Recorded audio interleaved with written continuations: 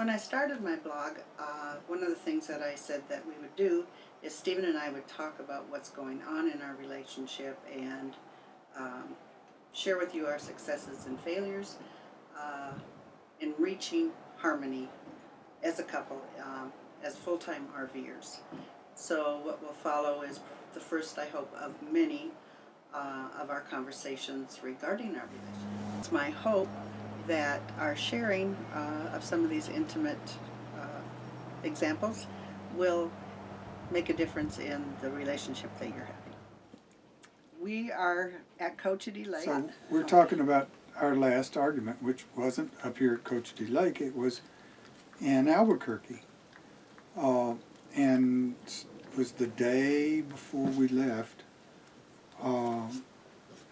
We woke up and went out to breakfast, and No, it was the day we were leaving, wasn't it? maybe, Yeah, it was the day we were leaving, because we didn't have to be here until noon. So we went out to breakfast. Go ahead. and so I was driving very carefully down this really boring road, Loma Larga, very slowly and carefully, and then we got off a smooth road and started going through a parking lot, and we hit a bump, and Britt swore at me, and so Let me ask you a question. yeah, Were you driving slowly, consciously thinking, I don't want to jostle Britt? Yes. Okay. That seems to be part of the equation here, is that especially happens when you're trying hard to be thoughtful. yeah. Okay.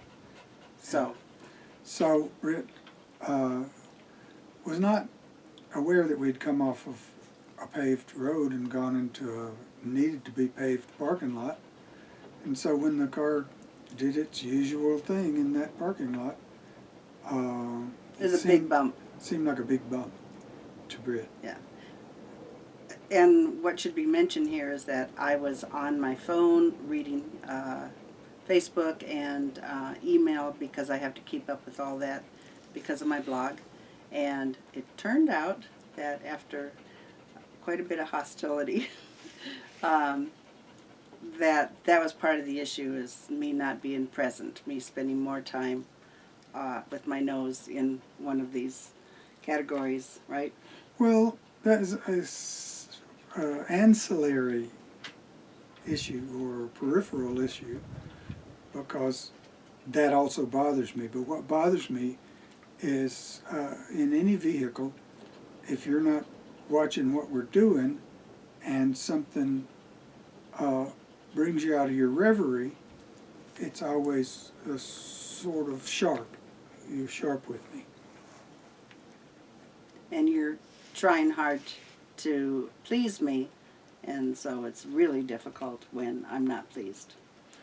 Yeah, it's because the as if that hits the relationship, it's as if I were not trying to please you. Yeah. I mean, I'm not always, 100% of the time. Really? Yeah. And then the other thing that came up was when I'm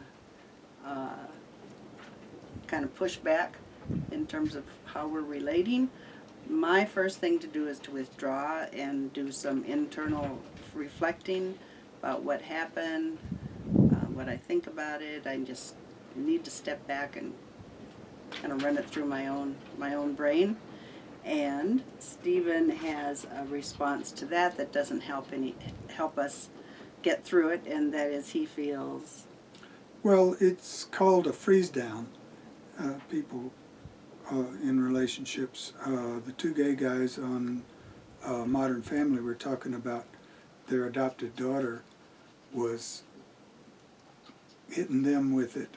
The two daddies, she was freezing down on them and wouldn't speak. So I mean, Can you people make cannot, space for that being other than that it's not anything about you, that it's a way that I handle discord?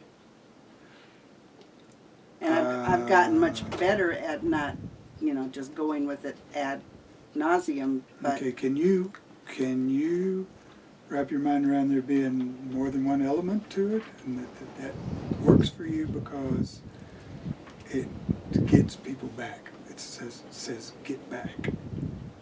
Yeah. Get back and leave me alone. Yeah.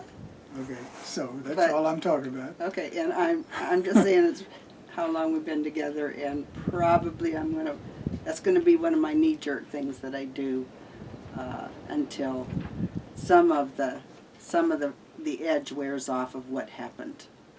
Yeah, and I've learned that. Yeah. And it doesn't make me any happier about it as I'm going through it. I mean, So this is a vicious cycle.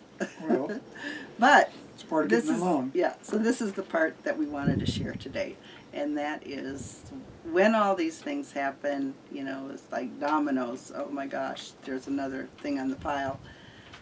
How do you get back to connectedness?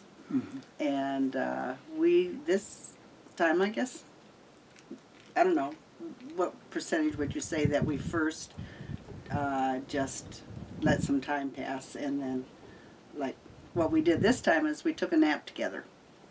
And when we woke up, things were different. Yeah, the nap was preceded by me finishing the crossword puzzle, and quiet in my corner by myself. I finished the crossword puzzle, and we did some other things. I'm sure that we don't take a nap right after breakfast, so you had some time to do some chores on the computer or something, and I worked crossword puzzle. Actually, it was after we got up here. So it was hours of quiet. It's felt peaceful to me, but I'm sure it didn't feel peaceful to you. So the point is that to want to kind of know how you recalibrate, how you find that way to be connected again, and sometimes it's messy, and surprising things will make it happen, like taking a nap together and we just woke up and we felt different. And it was easy to then talk about it, right? Mhm. Yeah. So, And it's even advised by some not to talk about it while it's a heated issue. So just, you don't like that though. well, I don't like that there's much weight. If I'm ready to bury the hatchet, I think everybody should be. There's only two of us, and Yeah. if you're not as ready, that's your prerogative. Yeah. So, anyway, that's one way that we handle being together full time in an RV. And this is our dog, Gracie. Okay, say goodbye, Gracie. Look at Britt. Look at Britt. Here you go. Show him what an idiot you are. Here she is.